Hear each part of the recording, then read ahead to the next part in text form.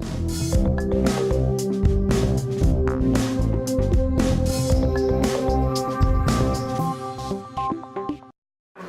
6 p.m. We'll call our meeting to order. I pledge allegiance to the flag of the United States of America and to the republic for which it stands, one nation, under God, indivisible, with liberty and justice for all.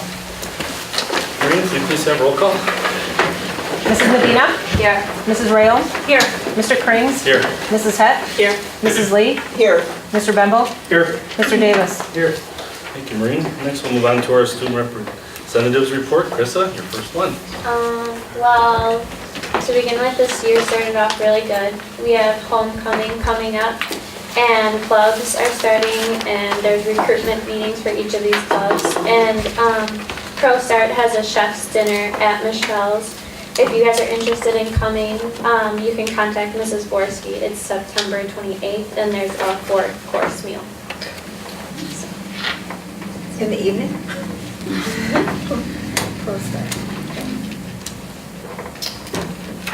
Okay, thank you.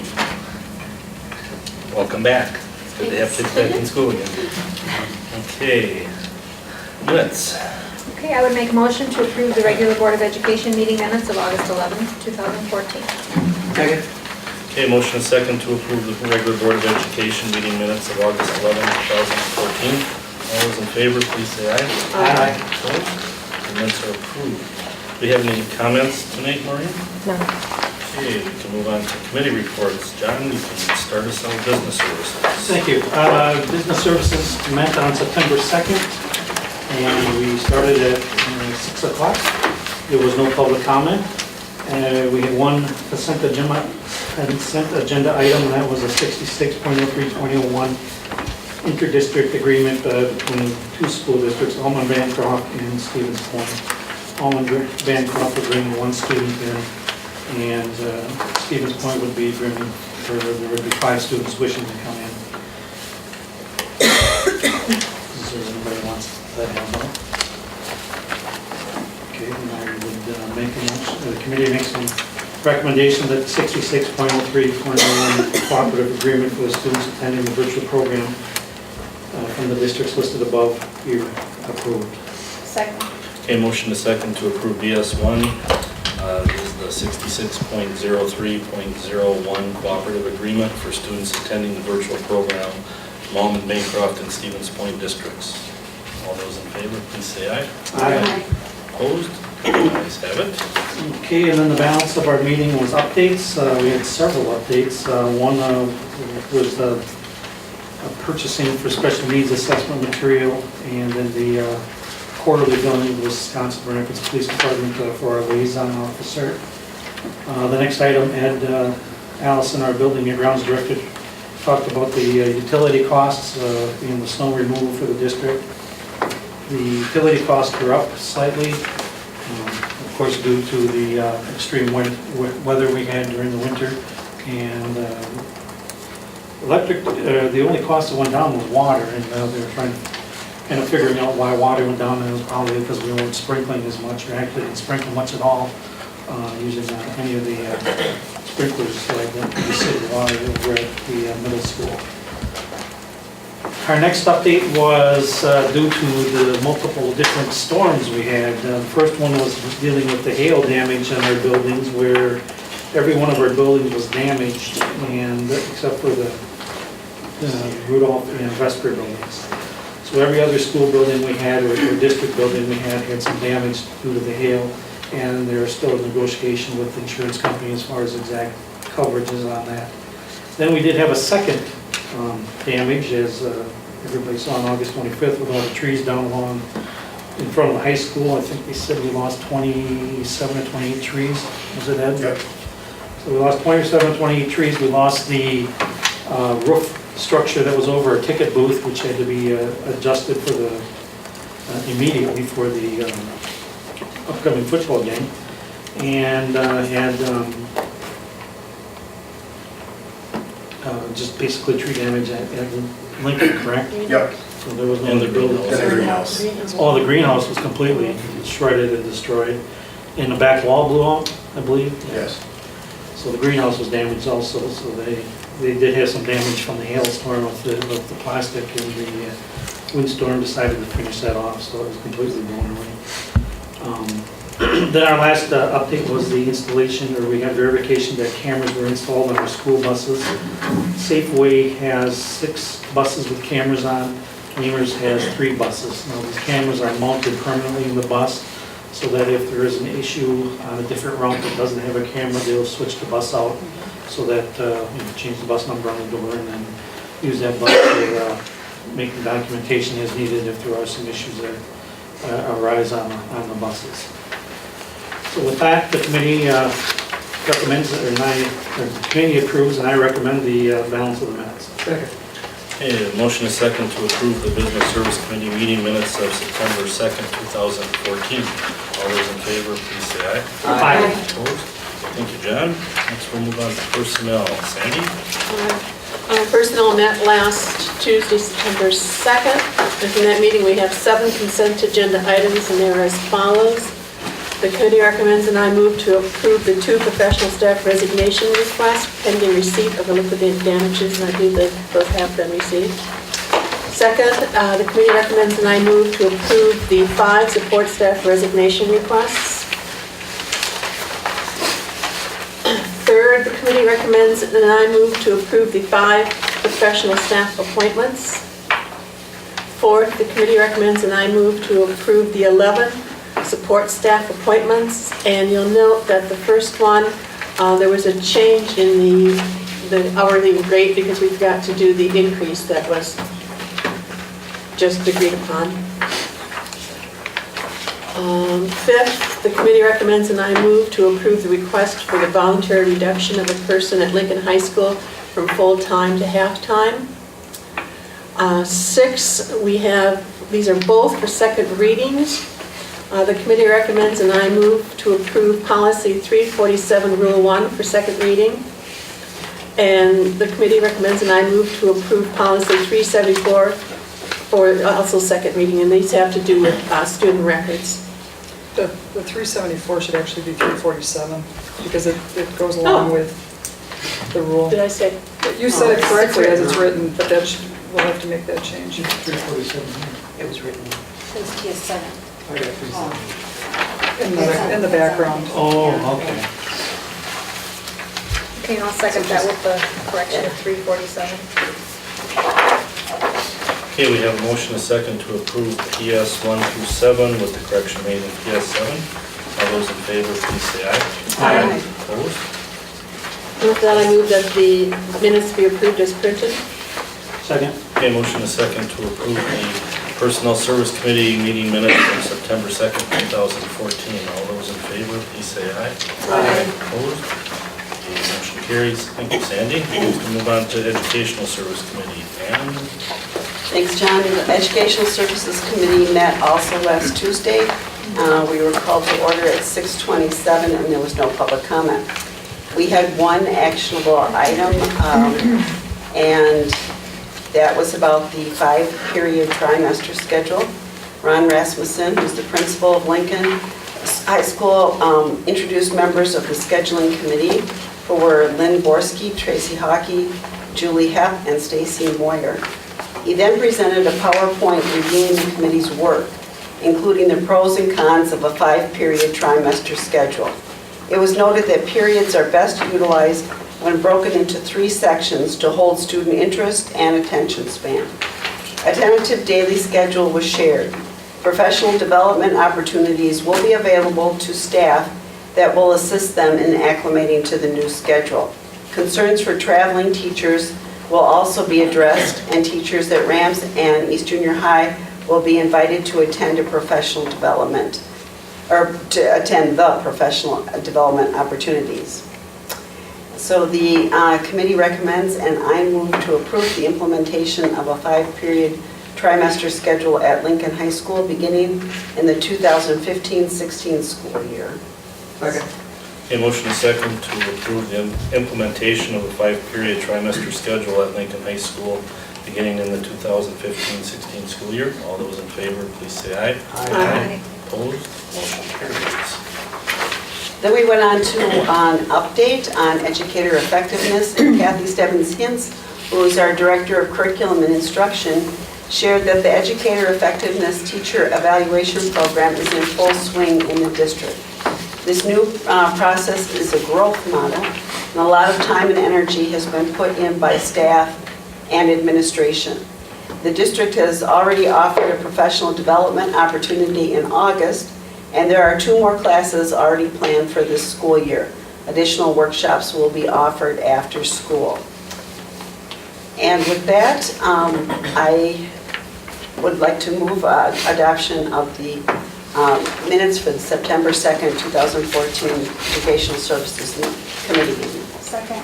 Okay, motion second to approve the Ed Service Committee meeting minutes from September 2nd, 2014. All those in favor, please say aye. Aye. Opposed? Motion carries. Thank you, Ann. I'd just like to say thank you to Mr. Rasmussen and all those involved with the 5-period trimester scheduling, as well as Kathy and all the people involved with the educator effectiveness evaluation. I know that's a lot more on your plate that you have to deal with, so thank you for stepping forward and taking charge of that. Next, we'll move on to the agenda referrals information request. Do we have anything tonight? Okay, how about legislative agenda, Mary? Sure. Okay, I pulled up the legislative update for September 5th, and there were a couple of items, I guess. The first one was the private school voucher program, and it's going to be in the governor's race as an issue. Governor Walker said that if he was reelected, he would support partially or completely removing the 1,000 student enrollment cap on the 2-year statewide private school voucher program, particularly for low-income students, but did not rule out students from families with higher incomes. And Mary Berg, his opponent, said she opposed expanding the statewide voucher program. She called it an entitlement program and noted most students attending private schools in the program did not previously attend public schools. The other 2 issues that were in the update was the new educator effectiveness evaluation system, and Kathy had given us that report at our meeting, as Ann just reported. And the other one was the new standardized tests that the WKCE is going to be replaced now, and the difference between that. So I guess we just have to keep our ears open and our eyes open. Okay, thank you, Mary. It'll be an interesting electoral time this fall. Yes, it will be. We'll move on to bills. Okay, and I make a motion that the receipts be noted and the bills be paid, including the August check register with the June books. Second. Okay, motion is second to approve the receipts and disbursements as noted, including the August check register for the June books. Will you please have a roll call? Mrs. Hett? Yes. Mr. Bembo? Yes. Mrs. Lee? Yes. Mrs. Royal? Yes. Mr. Davis? Yes. Mrs. Medina? Yes. Mr. Cranes? Yes.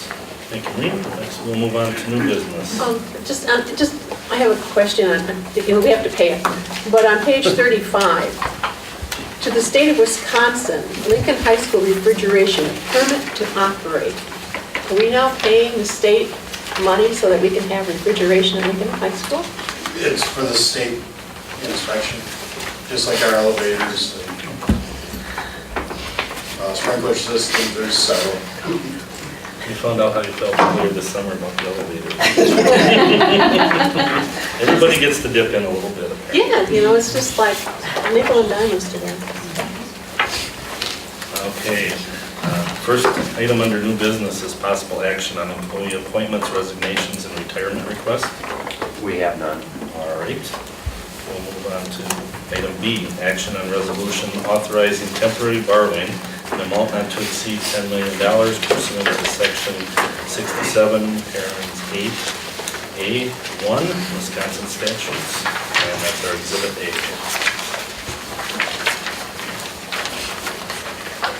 Dan? We received bids this morning. We received one bid for the entire amount, which is unusual. What happened was the federal government's changed the regulations for financial institutions who bid on our bonds, our cash flow bonds, and they now, under the Frank Dodson something or other law, they now are required to file them with the SEC, and Securities and Exchange Commission, and the banks that have bid on our bonds in the past are not doing that or have not done that, and they have to redesign their entire investment procedures on these type of loans for these municipality loans or notes, and they haven't ramped up to do that yet.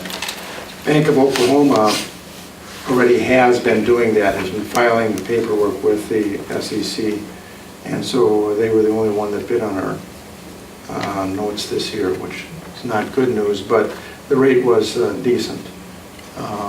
I think if there had been a little more competition, well, I think if there had been any competition, it might have been a little lower, but it was a decent rate. You'll see the down below, I show the rates that we've received over the last 8 years, and it was just a little higher than the rate last year. It was like 600%. Oh, Yeah, way on the bottom. Oh, you should have a handout. Yeah. So it wasn't significantly higher, but, and you have to subtract the premium from the interest rate to get the total actual cost. So it was actually about $6,000 more than last year's rate. And the reason we had to borrow? Because of our cash flow needs throughout the year. We have about $3.5 million in fund balance, but that is totally depleted, plus additional $10 million about twice a year. In November we're low, and then the end of March, beginning of April. Because we're waiting for the state to pay. And, right. Well, what you're saying is there's 3.5 in fund balance, that amount has not been depleted. You're saying the fund balance. Right, there's 3.5 in fund balance, but we need an additional 10 million just to Right, cover payroll. The way at you those said it, I two. didn't want you thinking that the 3.5 has been depleted. Those two periods during the year.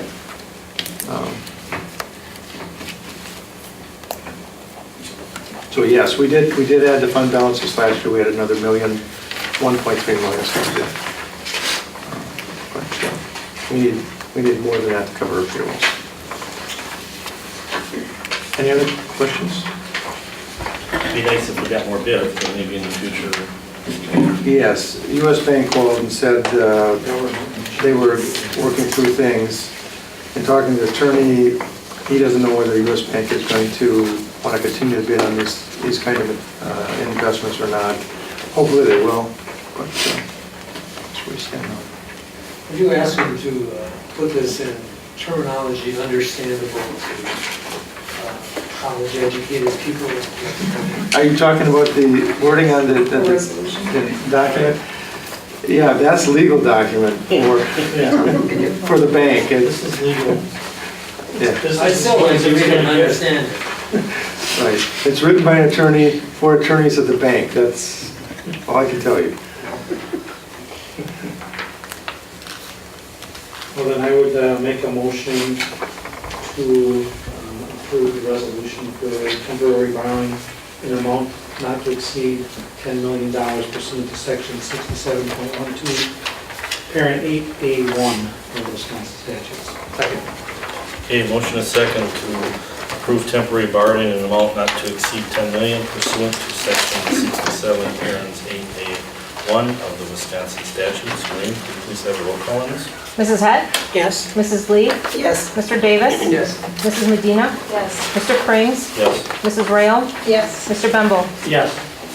Thank you, Maureen. Next, we'll move on to discussion and possible action on a recommended technology data service disaster recovery solution. I'm guessing that's Bill. Yep, I switched seats here with Dan, so we could, you should have a couple of handouts. I gave you some background for you to read. Hopefully, I assume you read it. I tried to keep it in terms that you would understand. Thank you. I have a little presentation. I think you should have that as well. Anytime as we go through this, if you have questions, just shoot them out. And I'll try to answer as best I can.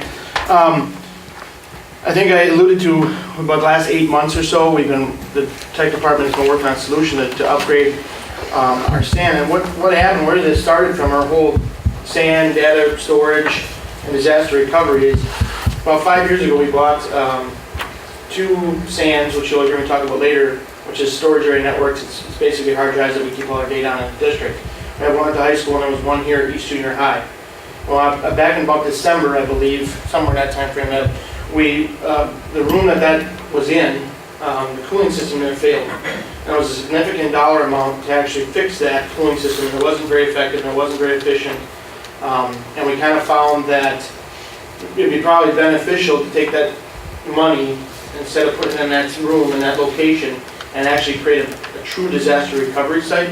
And what I mean by disaster recovery site is a place where if our critical data goes down, like at Lincoln High School, we'd have another place where we could start up those critical services again and get the district kind of back in operation. When we looked at solutions, East Junior High really is pretty close to Lincoln. I mean, it's 1.5 miles. I think the way it profiles is even less. In a true disaster recovery situation, you want to be about 9 to 10 miles away geographically from where your main data center is. And we looked at the buildings in the district, and Rudolph kind of fit the bill. So that's kind of what we're looking at doing. And the reason why we're doing that in this upgrade refresh is because of the age of our equipment. So you look at the bullet points they have on the presentation. Our current equipment is actually getting near end of life. It's 5 years old, which doesn't seem that old, but in terms of technology, that's getting to the end of life. Matter of fact, manufacturers indicated to us in March of 2016 they'll no longer support it. So we have to do something. Our current backup system is 8 years old, and we're kind of limping along, and that is no longer supported. We're kind of fixing it as it goes. And we're reaching our limits on capacity as well. That old backup system has 2 terabyte maximum, and we're at 2 terabyte maximum for our backup right now. We're almost over that. So we're kind of getting to the limit where we need to expand. So that's what we kind of package this all in one deal. It's one big package upgrade. Create the DR site and then upgrade our backup and storage systems as well. And again, Lincoln High School is a single point of failure. Obviously, John had indicated that Ed had updated you guys on the damage at Lincoln High School. Right now, if Lincoln High School would get wiped out, which we lost a lot of trees there, thank goodness we didn't lose the building, we would have no backup. I mean, all of our systems would have to bring in new servers, new stuff from everywhere. That could take days. We'd have to get a new site up and running. It could take days. And the district really can't be without that for a long period of time. And that's kind of where we came into these questions here. We started exploring some solutions. RTO is return to operations. That's what that stands for. I think that was in the background I gave you. And then RPO is recovery point objective. So we asked the questions, what impact in the district would be felt if our students and staff do not have access to data in these systems? And I think we all know that answer is a significantly large impact. Matter of fact, I think Kevin Yeske last year, on one day we had an internet connection go down. Not our fault. Somebody cut the line up the road towards Rudolph. And he said, well, you might as well send the students over, because we can go 15 minutes without water and 15 minutes without electricity, but we can't go 15 minutes without internet. He was joking a little bit, obviously, in that, but he is true. We are very connected, and I mean, we're on the systems all the time, and everything is dependent on that. So we asked ourselves, how long can we afford to be down without access to these systems? And we have ideas of what we would like, but we don't know what your expectation is, the board's expectation. So there's a document that I put together. This picture here kind of explains what some of that stuff is. I'm not going to go through that in detail just for time's sake, but we looked at the RTO, which is to try to get us back up, and how long from the time of disaster happens when we get back up and running. Obviously, we wouldn't be at full capacity, but we would have some critical services we identified, and that's where this business continuity plan comes in, which I believe I shared with you. I don't know if you can see that, but there's, let's see if I can zoom in a little bit. These are the critical services we identified. Network time server you have to have in order for your network to work. Try to get our internet access restored, file storage, domain controllers, our phone systems so we can have some communication, our Skyware student information system so we can obviously keep track of where our kids are, Dan wanted me to put the financial stuff on there so we can get payroll out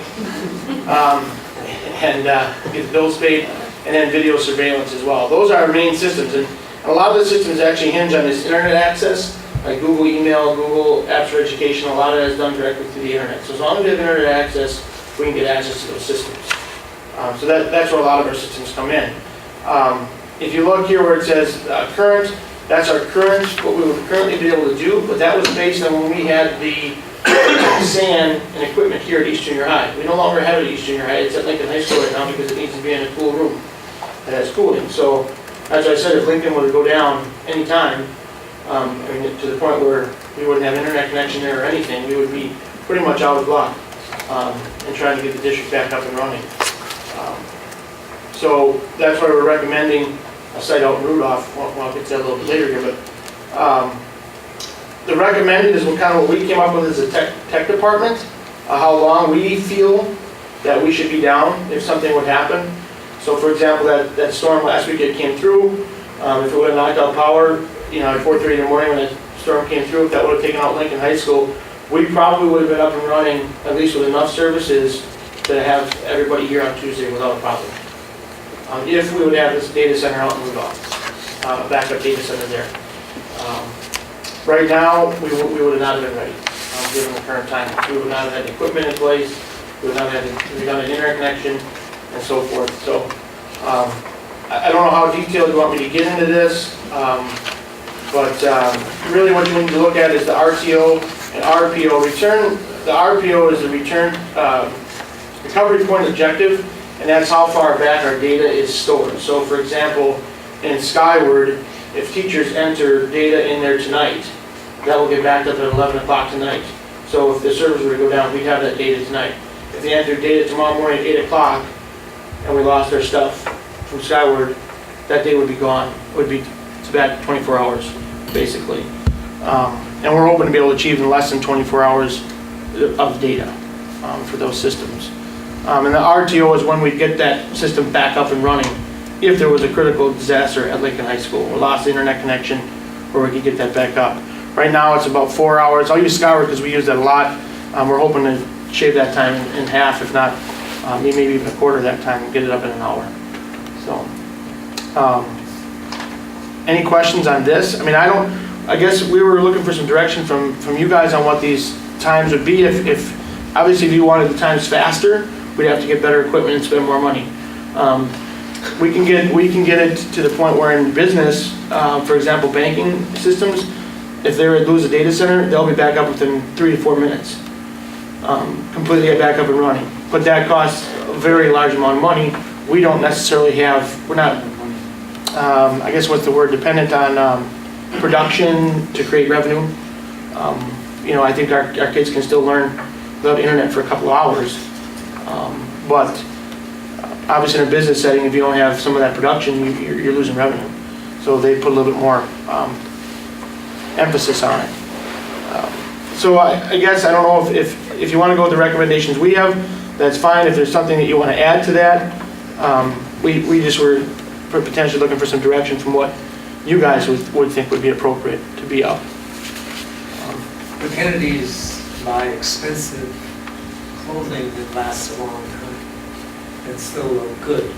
Is there anything like that in the technology field that you can spend a little bit of money and then you can go 10 years and they'll come and say, well, we're not supporting that anymore. Well, you promised 10 years and get going.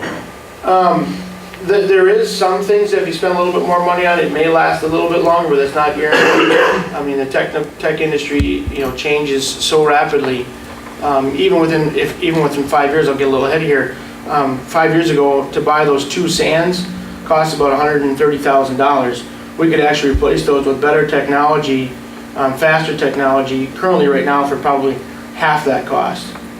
So, I mean, it changes so rapidly. We could spend $130,000 on it and get much better stuff, but really, I don't think we necessarily need to for what we need. But I don't think it's hard to get it to last longer. It is, because technology changes in that area so much. I remember when year 2000 came, there was going to be terrible things happening everywhere. And it came, and there weren't terrible things happening. No, no. They're not leading this down the same. No, not at all, not at all. This is No. their own design.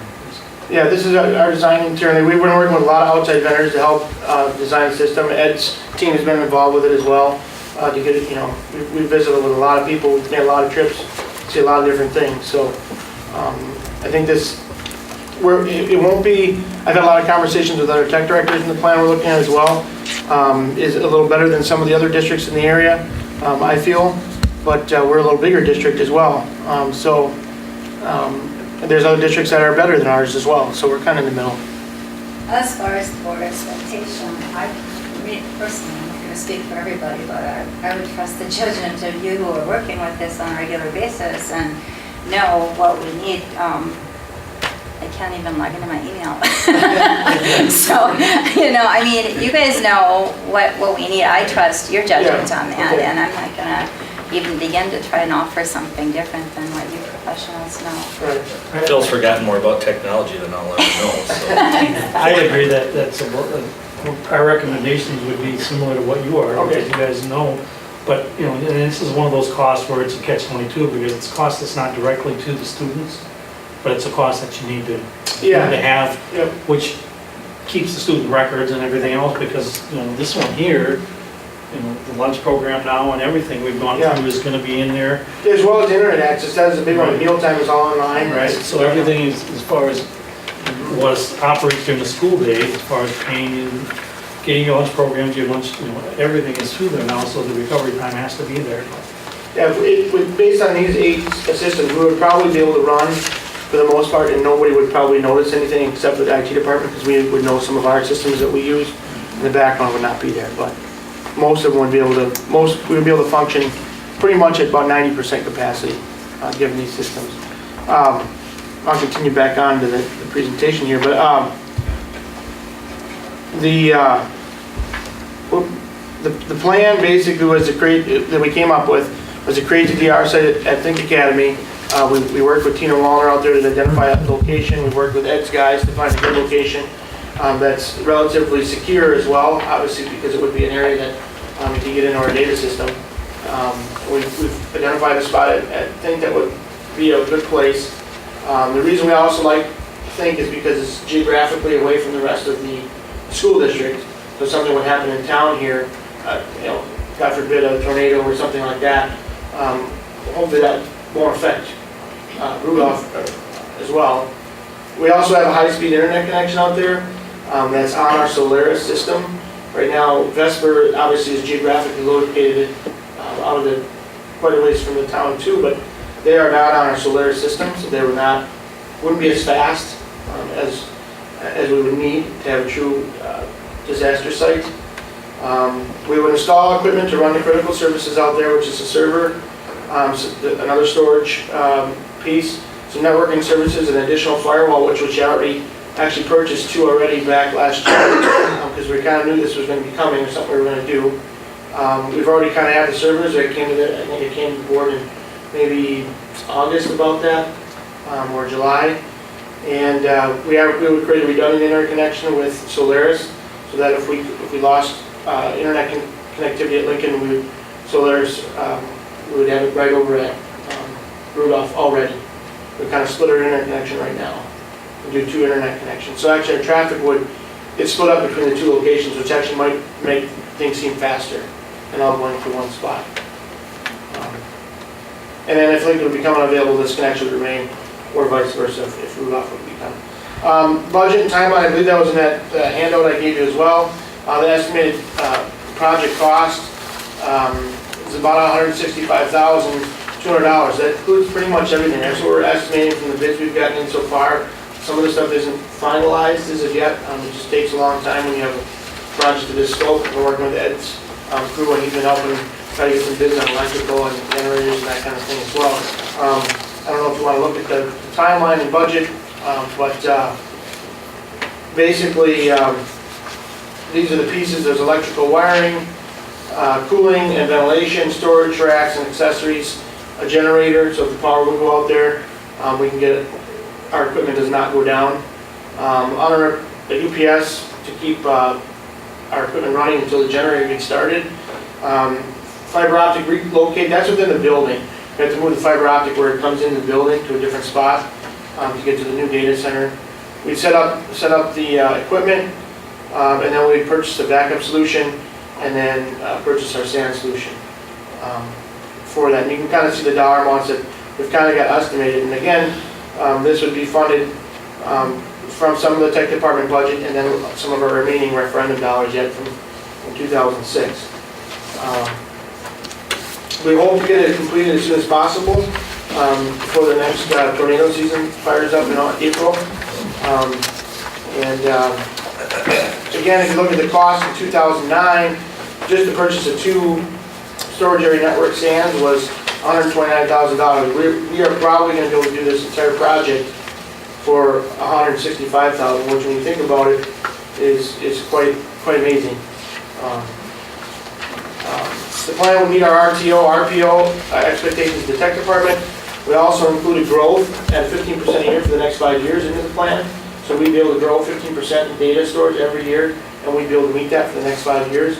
So hopefully we won't have to upgrade between now and then. And then, again, if slight modifications to equipment and processes will be made in order to reduce that RPO. But we feel with the stuff we have, kind of we're looking at right now, we would be able to meet the expectations that we have laid out. That would work. Are there any questions? Yes, I would just like to say, Phil, I hope the public understands how prudent your department's been with those referendum dollars. That 8 years later, we're still tapping from there. And Yeah. well, that's a good thing. That goes along with all departments, because I know curriculum does the same thing. And purchasing books and that type of thing, we're still using some dollars that way. Thinking outside the box, would districts be able to share something like this? Districts, that was a question, I can't remember where I came up with, but we've talked about that, different tech directors have talked about that, sharing services with districts. And it always comes down to the, yeah, you could do that. However, there's always the, who's going to pay for electricity, how do you build that out, how do you build this out, there's actually a lot of companies that specialize in actually housing your data elsewhere. A lot of people are also concerned once their data leaves their walls of their building, whose does it become? Do you trust those people there to not try to access your data? So yes, you could, theoretically. It's something we haven't looked at. And there's no districts that I know that are currently doing it with other, sharing data centers with What do other. smaller districts do? They don't have a lot of this stuff. Numbers of them don't have them, so if they lose their stuff, they are out for a long time. Some of them contract out with companies that specialize in this, disaster recovery. There's companies that do specialize in it, like Amazon. You've heard of Amazon, obviously. They have a whole IT services department in addition to their Prime and shopping and all that, that houses data and disaster recovery as well. So that's a big company that does that too. If there's no questions, I guess I would like to seek recommendation for approval so we can move forward if you're so inclined to do I so. would move that we approve the disaster recovery storage and backup plan as presented with a total estimated cost of $165,200 to be funded through tech department budget and the 2006 technology budget. Second.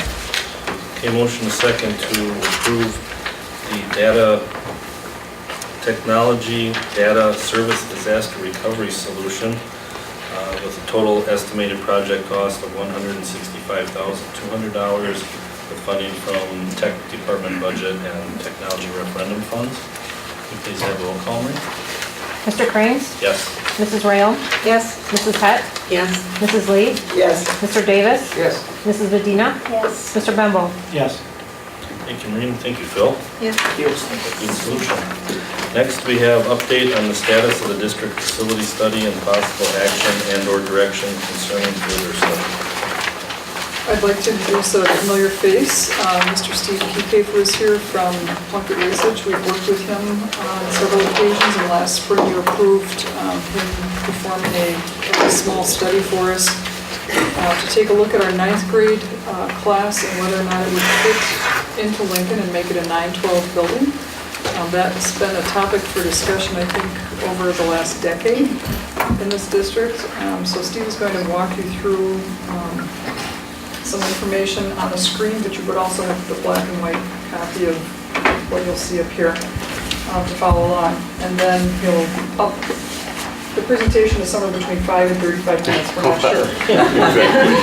So I'll let you go ahead, Steve. All right, well, great. Dr. Dickman, thank you for that introduction, and I too appreciate the familiar faces. I have been within your district here for many years, and really appreciate being part of assisting you. I'm going to be a little bit less high-tech than Bill was here.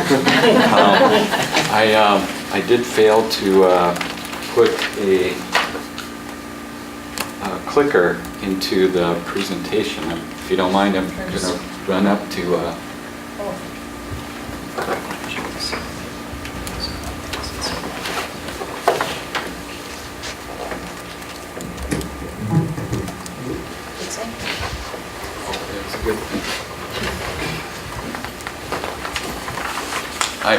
I've learned through the years, come prepared, so I hope to have everything. Thank you. I appreciate the opportunity to work with your administration and the principals both at Lincoln High School and East Junior, were the primary two buildings in which we analyzed a student capacity analysis in which to first explore and begin to have discussions about realigning your grade levels through your buildings. It actually, looking back in some of my notes, it was 8 years ago that this was a topic as well. So I know that you as a district have been exploring options of moving the 9th grade, and then of course what that effect has with your remaining facilities as well. So I had reviewed some of that information after concluding this analysis, and feel that based on what your student count has been over those 8 years and the potential of what it is in the future, I think you are at a stage now in which to really review and discuss that a bit further as well.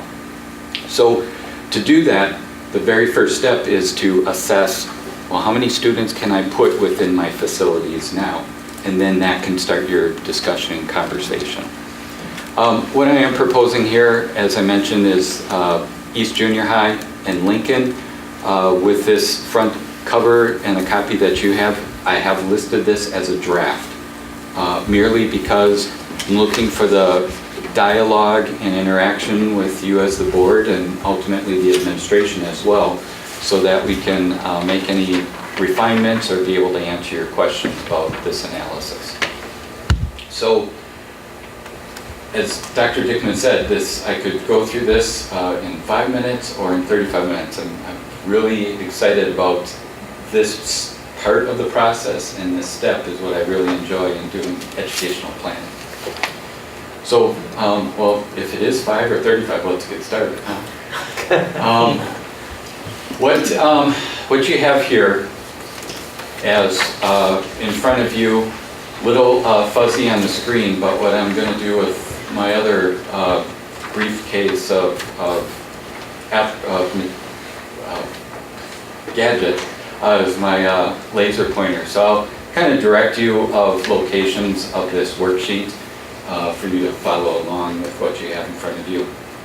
So the very first step is to get information from the district about your previous, current, and in many cases what your future enrollment is going to be within all of your buildings. And so I did receive that from the district, which we typically utilize the 3rd Friday in September count. And this is essentially the 3rd Friday in September account, with a minor caveat, is that it was amended later in the year in November. And that is what we are utilizing. You'll see on the very top, I'm using that 3rd Friday count of 2013 with that amendment. Allows you to cross-check and back-check that. This information tells us, of course, what your previous number of students were and now current. Of course, this is going to be exactly 1 year ago. Should you decide in the dialogue that we continue to have, again, why I've listed this as draft, if you so choose to use in next week's Friday count, we could do that as well. Wanted to do that with your review and understanding. So of that 1 year ago, at East Junior High, you currently have 8th and 9th grade that we've listed at the top paragraph. So now we know how many students are at the building. And we are now to compare that to what the capacity of that building is. This looks complicated, and in some manner it is, but it is also quite simple. So I'll review that real quickly, and then if you have any questions to further go into further detail. Now we want to understand what is the building. It's classrooms, not only regular academic classrooms, but it's athletic facilities, it's band and music rooms, art rooms, family and consumer ed classrooms, tech ed classrooms, etc. Each one of those classrooms during the course, a period of a day, has students in it. And in the calculation of both junior high and the high school, they're relatively the same. So I'll go into the greater detail here at East Junior High, and it will translate to what I'll review with you at the high school. So in each period of the day that you have students in first period, the next period of second, those students get up and they go to another space. They may go from a general classroom space to the band room. They may go from the band room back to a general classroom space, then go to the gymnasium space. So the way we calculate this is each one of those academic spaces that are counted within providing academic function have a capacity. Okay? So what this does is take a snapshot at any one of those periods throughout the day to determine that capacity. And what we do is take the number of classroom spaces, in this case here, 26 standard classroom spaces at East Junior. We then multiply that by a utilization factor. The utilization factor ultimately comes out as a percentage. And in this case, you could be using, you are predominantly and or could be using these classroom spaces at 88%. 88% is taking 7 periods into the 8-period day that you currently function. So what that is saying, that is 1 of the 8 periods a day that classroom is open. And that classroom is open for a variety of reasons, but predominantly for a staff prep period. Okay? By determining that utilization of that 7 divided by 8 of 88%, we start utilizing that to multiply that to the number of maximum students within that classroom. Your board policy, in which we want to get information on what you as a board determine as the maximum number of students in a classroom space, you really don't have that for the higher grade levels. You do for the lower primary grade levels, but junior high, high school, you do not have a documented policy of that. So in this case, we have used what is very typical or traditional in Wisconsin educational facilities. In this case of a junior high, 26 students. That can vary. That can vary, but that is pretty typical and traditional. So I want you to be aware of that as well, that we have developed this based upon some student maximum per classroom. So now it's really simple from here. We take the number of classrooms multiplied by the utilization percentage multiplied by the number of maximum students that can be in that classroom space. So if you do that multiplication, you come out to a maximum capacity. And that maximum capacity is 592 students in regular classroom spaces at any one time of the day. That is essentially the rest of the calculation for all of those other spaces.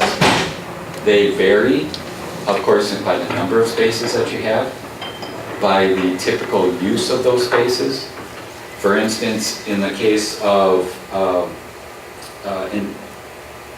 let's use another example here, of a orchestra room. It's not too likely that you're going to utilize that orchestra room 7 of those 8 periods a day. So we take a little bit of practicality of use of those spaces because it's somewhat of a lab space. It's designed and has been set up for that specific function. In this case, you utilize that choir space 2 of those 8 periods a day. However, what changes in that calculation is the number of students, and in this case, we have that at 35. So a typical choir class is 35 students, but used only 2 of the 8 periods a day. So what I want to stress here and make the point is that not every classroom is the same. We can't analyze each of the classrooms the same. That's why we've developed this formula to provide for those differences. I want you to understand that or see that so that you as a board, should you feel that we can utilize that space for something else, that you would know how this has been determined. Okay? Hopefully I'm not losing everyone. Now we go into another set of complexity. Now that we understand the number of spaces, number of students within those spaces, and we've determined a maximum capacity, that is not likely that you're going to have that many students in each of those classrooms as we have put within this calculation. Why? Is because it's real difficult that maybe you won't have 35 students in choir. By scheduling and the type of classes, maybe you won't have 26 students in regular classroom space. So it's very unlikely that you're going to be able to want to use the term, somewhat crowd these many students into each of these classroom spaces. So even though we've determined this maximum capacity, which it could happen, we have determined through calculation a optimal capacity. And that optimal capacity isn't something that I just came up with through doing educational planning and design. That optimal capacity has been developed based upon other educational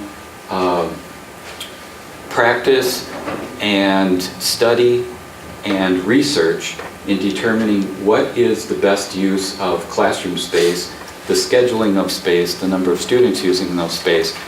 And it has been nationally known and recognized of developing a efficiency factor in which to align that. And in educational design and planning, that efficiency factor, in this case for junior high, is at 85%.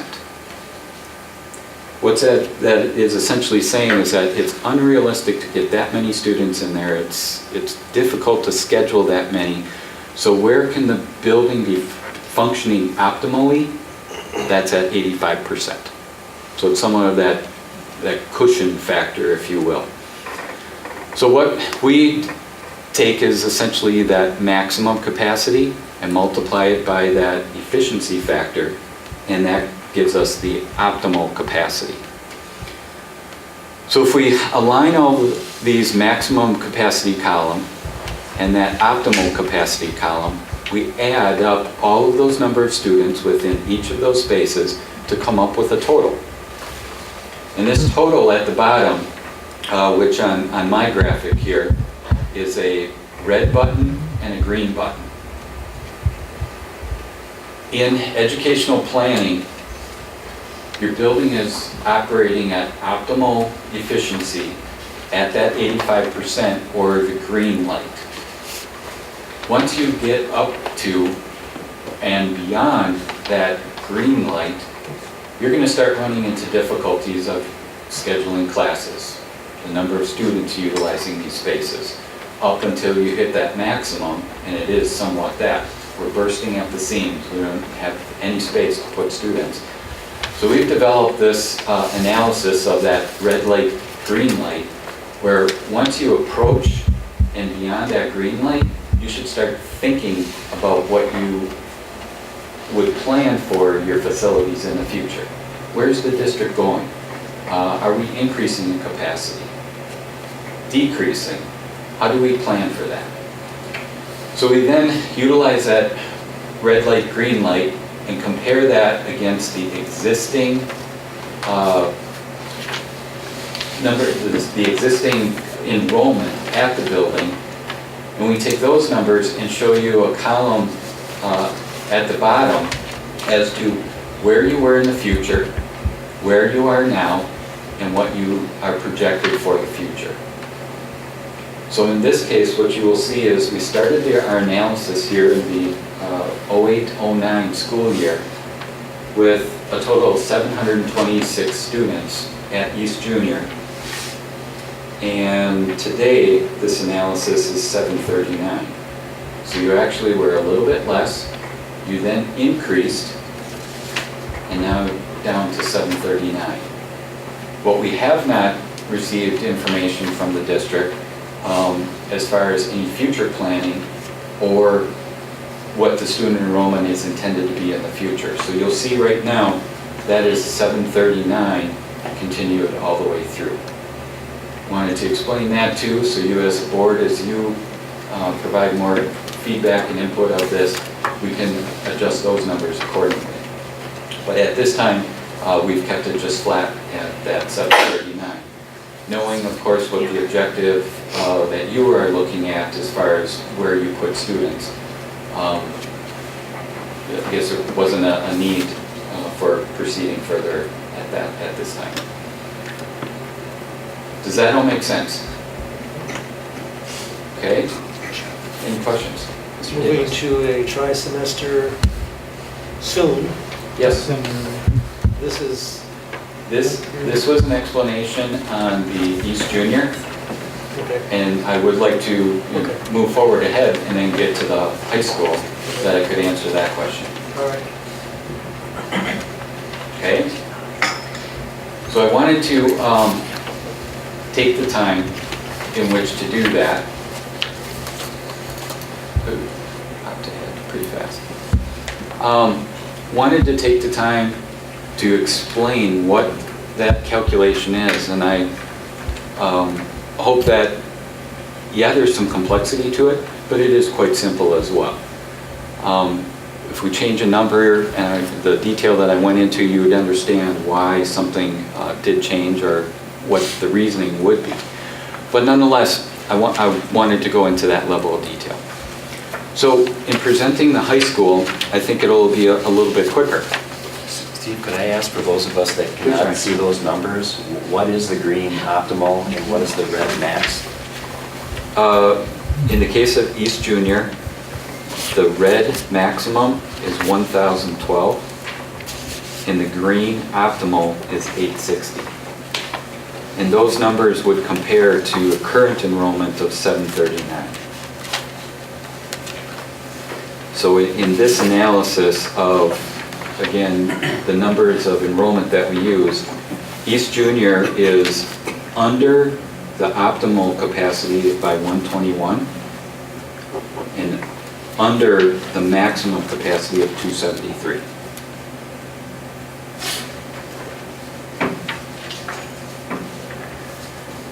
Okay? Good question. The high school, again, is the same calculation where we have reviewed the number of students and, of course, knowing the objective and the option that might be developed. I have included the 9th grade and, of course, identifying that as 0 at this time of the 9th grade being at East Junior. So we go through the same calculation by the number of academic classrooms, the number of science classrooms, the other remaining spaces. There are some areas within the high school that typically are not utilized as a space in which we count. But in the case of how you operate your high school at Lincoln, you do have a few of those spaces. And that is predominantly in the computer labs. In most cases, computer labs are used as a resource or a lab that is assigned to a classroom space that utilizes that lab for a resource. You actually have some instruction in the 2 computer labs that you have. So we have actually counted that within the overall capacity. So that's one example.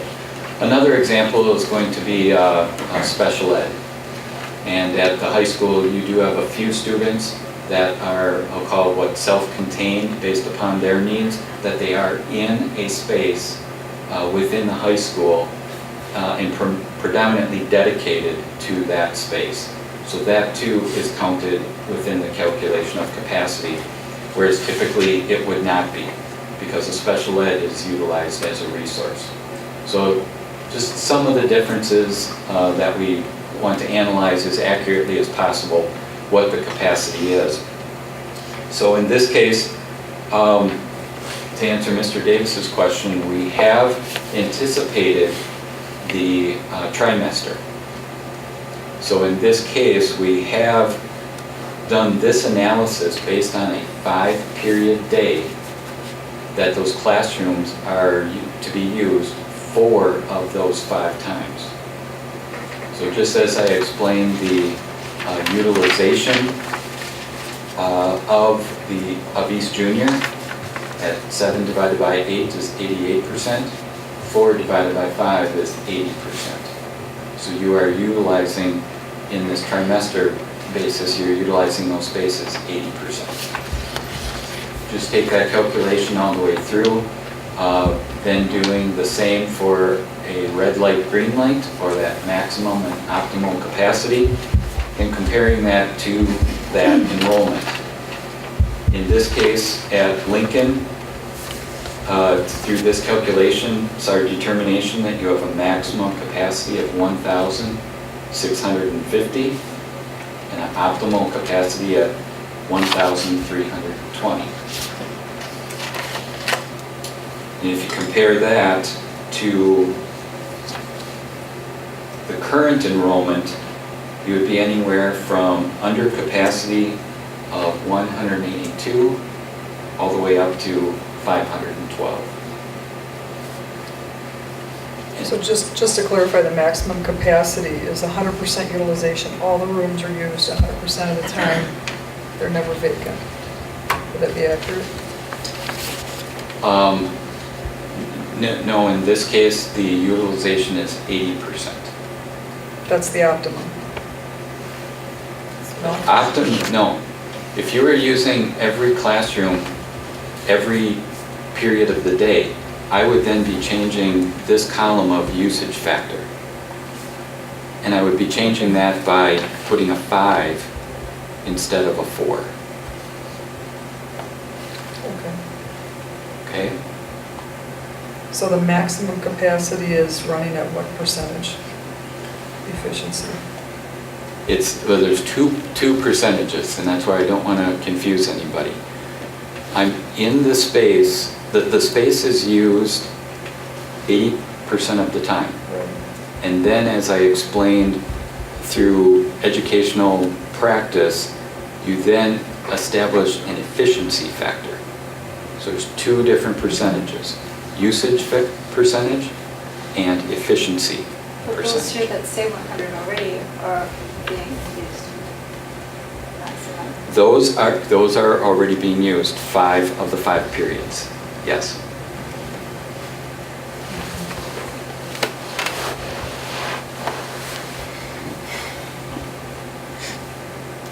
Okay, Go ahead. does that That's help? fine. Not really. Just keep going. Well, and to confuse matters even more, we've actually done another, somewhat of an option for you to understand what I had explained. You don't have that policy of number of maximum students within a classroom space. So I utilized, again, what is typical within a Wisconsin high school. This has 26 maximum students in a regular, typical classroom. But it isn't unlikely that you could have 30 students in those classrooms. That has been my experience with other school districts that have policies on number of students in the classroom as a maximum, and their maximums are 30 students per classroom. So we ran this again another way, just changing that number at the top for regular classroom space. I wouldn't advise, as the other publications of educational planning, that you increase your lab spaces, meaning your science labs, your technology labs, family and consumer ed, that those remain about that 24, 26 range, just for safety reasons and the fact that they are lab spaces, that you wouldn't go beyond that. So I've incorporated those numbers within this as well. And to be at a maximum class size of 30 students, you now change pretty significantly a optimum capacity of 1,421 to a maximum capacity of 1,777. What I'm hoping to do, and I'm certain you'll have more questions, that is all here in this worksheet, that things can change based upon input from the board and direction to help understand further how you would want to determine your capacity. But this has been my first review, again in a draft sense, as to what that capacity is, so that you would understand how you might move your grade alignments around.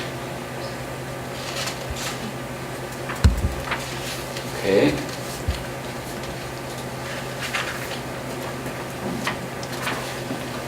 Be happy to answer any questions. Yet finally, anticipating that you might have some questions, is the last page of this that I've put together. And that is essentially just presuming an option. Again, as I had indicated from the introduction, as to a possibility that you might be considering. And this option is to show what the enrollment might be at Lincoln High School should you allocate the 9th grade students to Lincoln. So in this analysis, what we're simply doing is taking the existing enrollment, of course again it's as of a year ago, adding the 9th grade to come up with a number of about 1,500. And then what I've explained to you about the number of students as at maximum, either a 30 student maximum or a 20 student maximum, how that would affect that green light, red light, or optimal to maximum capacity. So I wanted to show what those varying differences would be for that. And then in conclusion, just indicating that you are right at that edge, depending upon what you as the board feel is appropriate for assigning number of students to each of these spaces and their usage. You are right at that edge in which to locate the 9th graders.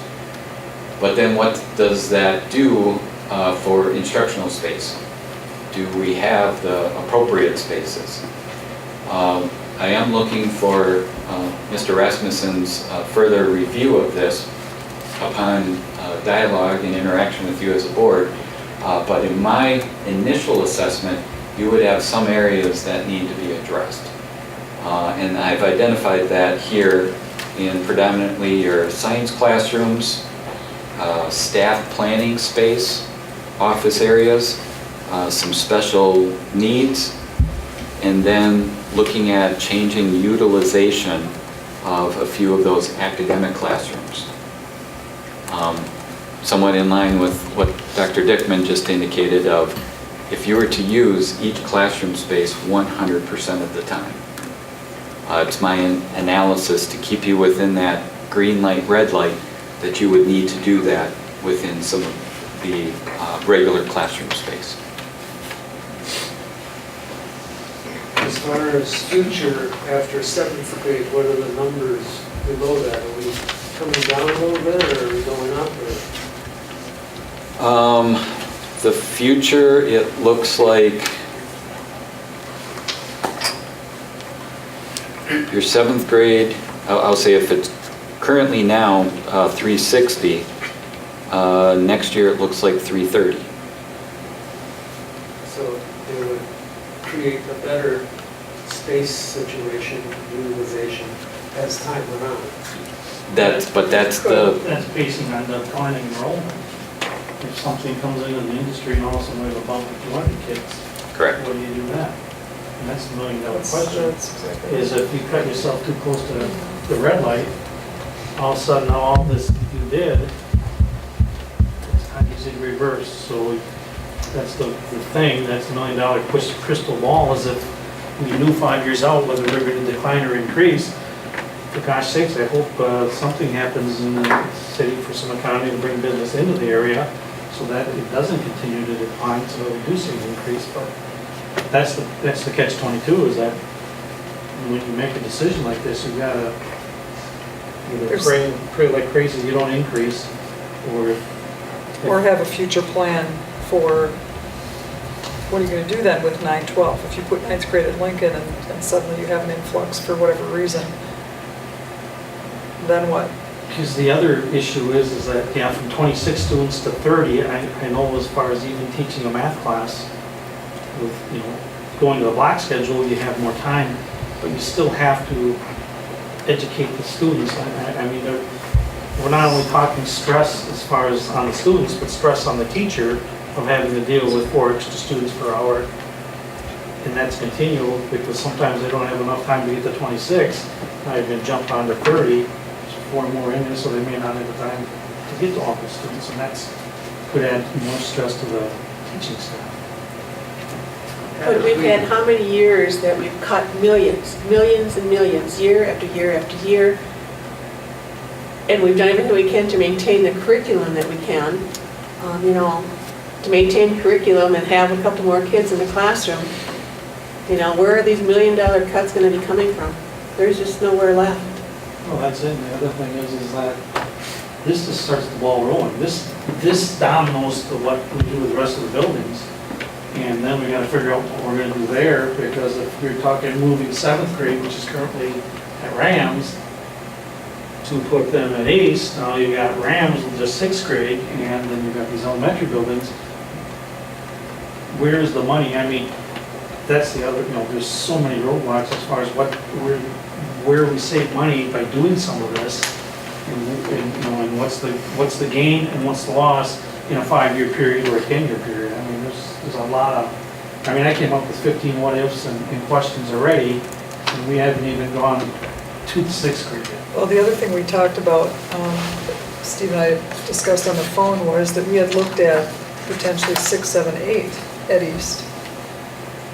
And so you'd look at that a little bit, but it shoots you right into that red light. It shoots you into the red light, and that's where I very would tightly like, scheduled. I agree with you there. This comes up with 15 ideas in my mind too, that I'd like to assist you to go through those options, but we're kind of at a point now that really needs some board interaction about this.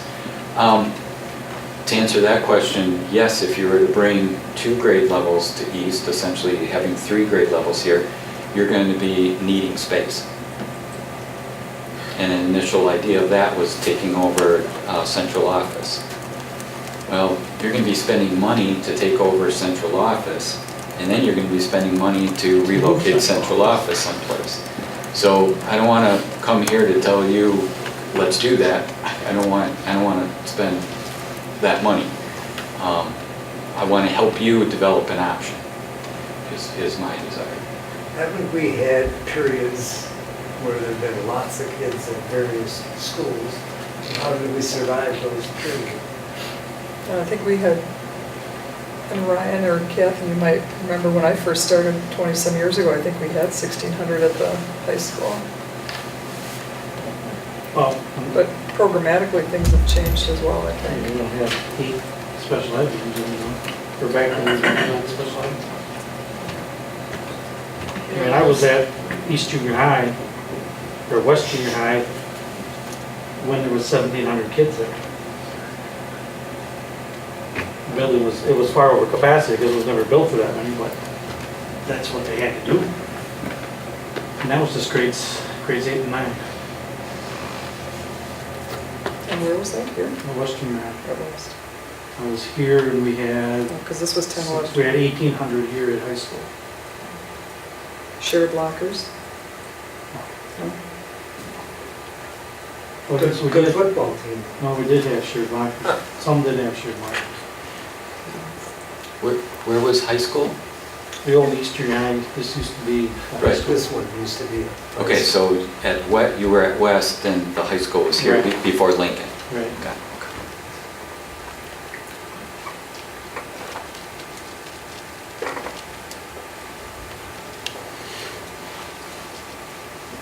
So, that was back a long time ago. Well, my point sort of was, we had rolled dice and dealt with things that were perfect, and the world didn't end. But we don't want to do that if we're able to do it. Well, I think just what's listed under solution is going to be, there's going to be a cost there to move 9th grade over. You know, is that a cost you want us to get more specific numbers on to take a look at? I don't know, Ron, if you have, I know you're in here. I know you're in here somewhere. I don't know if you have comments on this. When I first glance at this, just my gut is, oh my gosh, I don't want to schedule us too tightly. I'm concerned about that. Not that I'm anticipating a huge population growth suddenly, but you know, I don't know that we want buildings running beyond, maybe beyond the 80% efficiency and the 85% efficiency, but how high do you go where it's still somewhat comfortable and not squeaking it in? And I don't know if that's what the 9th grade going to Lincoln will do. I think Steve has the possibilities of the science lab, office space, et cetera. I think those would be needed if the 9th grade came to Lincoln. Now, to what extent, we haven't had any of that discussion to play more of those details of what that may mean. You balance the 26 to 30 students.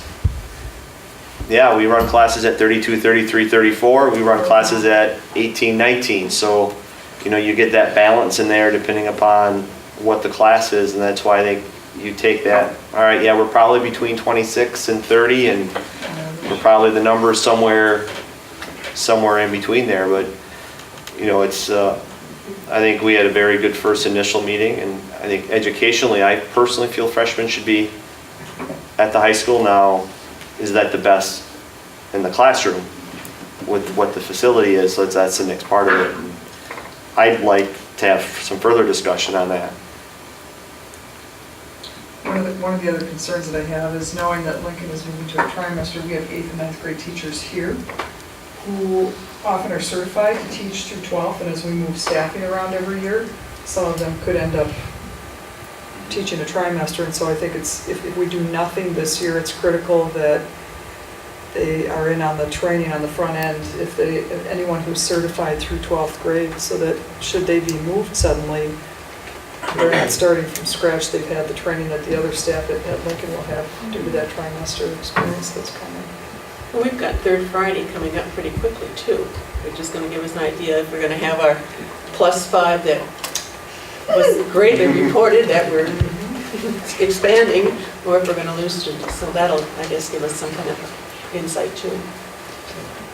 And then as far as, I know, I was on that 2004 committee, or 2003, 2004 school study committee, and I think you were involved with that. At that time, when we were talking and looking at moving the 9th grade to the high school, there was approximately 8 to 10 rooms needed additionally at that time. So I still have interest in the solution part, because I'm still thinking there's gonna have to be, I mean, I'd love to know what rooms how we can get 5 or 6 rooms renovated and still make them usable for other areas without having to add on to the building. And, and we've discussed briefly a couple of the other areas. Definitely the girls' locker room is a must. And not to mention the cost, I know we've kind of had it on a back burner, but the pool is... It's less on a back burner than you think, John. Well, We're having current conversations about that we'll bring to the you. pool has got some issues that are going to have to be addressed. So, yeah, there's some huge expenses coming up on that end of it. That would be, definitely, I personally would say we gotta have some more information on the solution part, as far as what the cost would be. Could I just ask, Ron, were you looking at, which room were you looking at for 2 additional science classrooms? Where were you? I had one mapped out. I will mention it, even though they don't know it yet, but they think they do. Up off the science area, our world language department area. A current German and French room, because it's located right near the science area. That was one of the areas that we had. One of the possibilities. We'd want to maintain our science rooms to be in proximity, just very simply for chemical storage. Exactly. And our exhaust hoods and all that, so they can get into the ventilation system. And Ed and I have had that discussion where we thought would be the most cost effective. Where the plumbing is running. Yeah, where the plumbing is and all that. It's unusual that in buildings built today that science classrooms would be on 2nd floor. Most of the times they're on 1st floor for obvious reasons. But we feel that we've mapped out some areas that would work. What about the staff office space? What is that? That would be for possible additional counselors and or administrators with an increase in another grade level. Oh, no, that's not going to happen. So that would be so moving some individuals that are currently working at those grade levels to Lincoln, and where their offices may or may not be. Some ideas there, but. Okay. And the special ed classroom, I don't, because I know we talked about the top 2, I mean, as possible issues. That was more on my side, just understanding, wanting to have more dialogue about that, but I was anticipating the need of maybe one more special ed classroom space. Due to the move of 9th. Correct.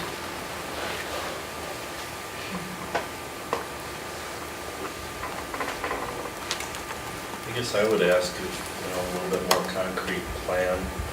We're fortunate our buildings in the district are all in pretty good shape. I think I can speak to that. I mean, I don't think there's anything that we're looking at right now that we have to do in regards to major renovations of buildings. I would be in favor of the 9th graders being at Lincoln, but boy, I don't want it to be that tight that if we get a...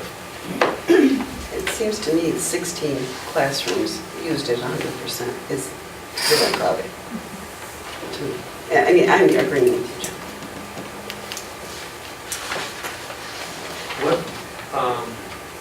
What does next year's budget look like? It's another deficit. But if we don't do any actions here, then what does that mean for that budget? More of the same? We're going to have, we'll have a deficit, and that won't change if we move 9th grade to Lincoln necessarily. As we've had these conversations, there may be some savings in athletics because it's all in one location. There may be some savings in some traveling of teachers potentially.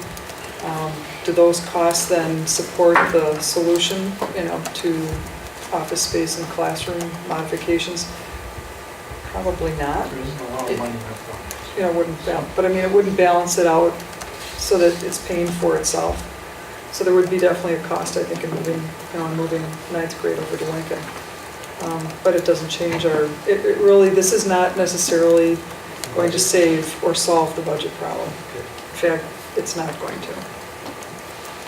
And it could make it worse. Well, up front, Right. initially, Right. as I said, there would be some savings gleaned by having them there. Right.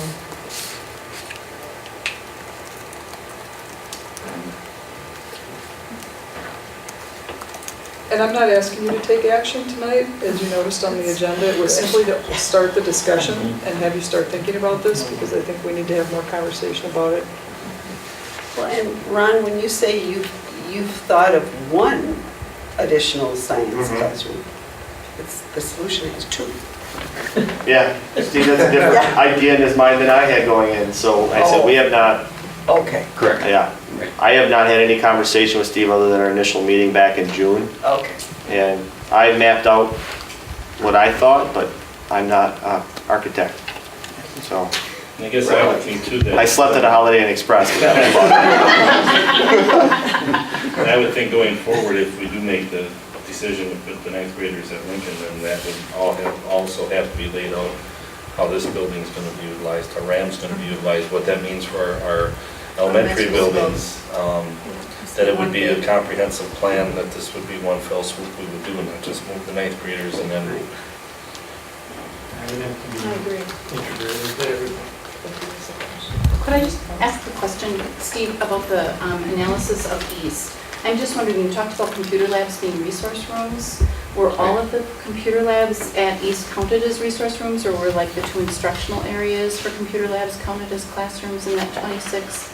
And then I'm wondering too, when you did that analysis, did you look at it as a 6-8 building or as it's currently used? So for example, if it were a 6-8 building, you probably would need a sewing room and that could be converted to an instructional classroom.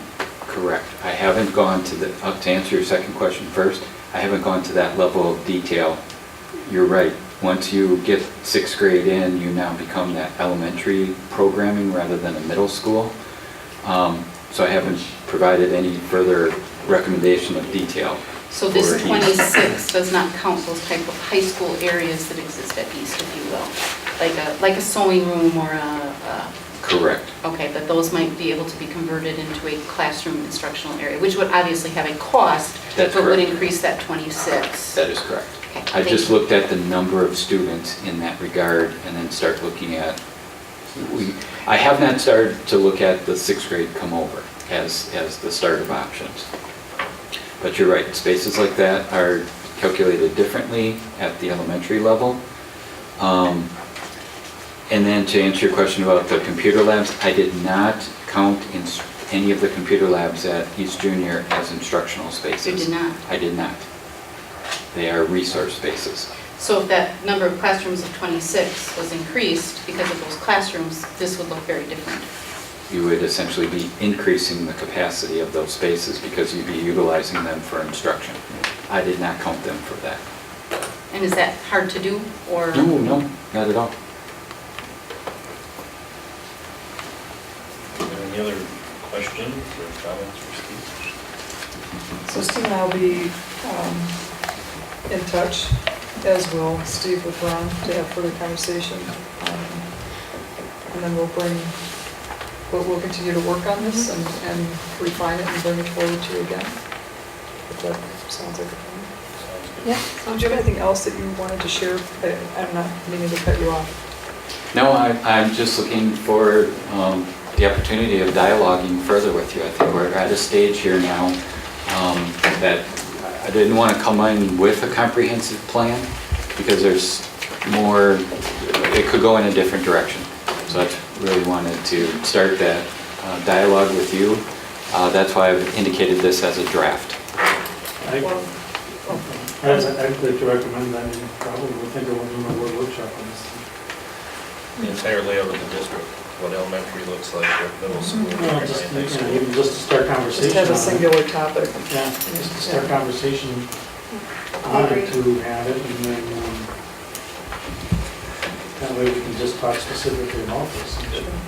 I know that the facility group, when we met throughout the course of last year, we looked at a variety of, as I shared with you earlier, last spring, a variety of configurations, and the one that we looked at was if ninth grade went to Lincoln, should we look at a 6, 7, 8 and simply have 3 transitions for students as opposed to the current 4?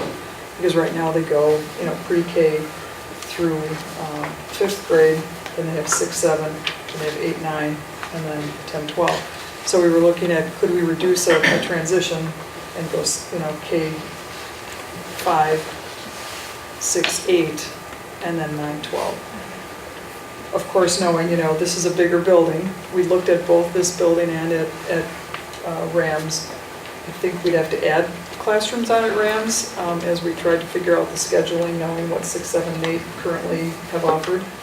Some of the offerings might change for 8th grade because currently they'll take classes with 9th grade. So all those details were talked about and considered as we looked at that. And I think that's where Kathy's coming from with the instructional spaces. I think we were able to schedule 6, 8. Steve did not take that into account when he's showing you these numbers. That's simply a 7, 8 number. But it was very, very tight. And I'm not comfortable with it being very tight. But again, if it's looked at a little differently, the capacity numbers increase, and so things could look a little different if we have them do that go forward with that 6, 8. But then, of course, we're looking at, we have Rams as a building. What happens there? Does that become an elementary? Do we combine a couple of buildings into that? Are there buildings that we then close? So that's all in question. Any other questions for Steve while he's here?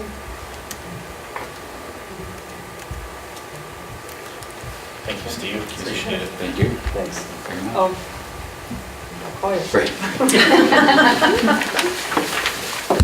with that, we move on to the calendar. At the present time, there are no other meetings scheduled until the 30th, for the Fall Regional meeting in Rothschild.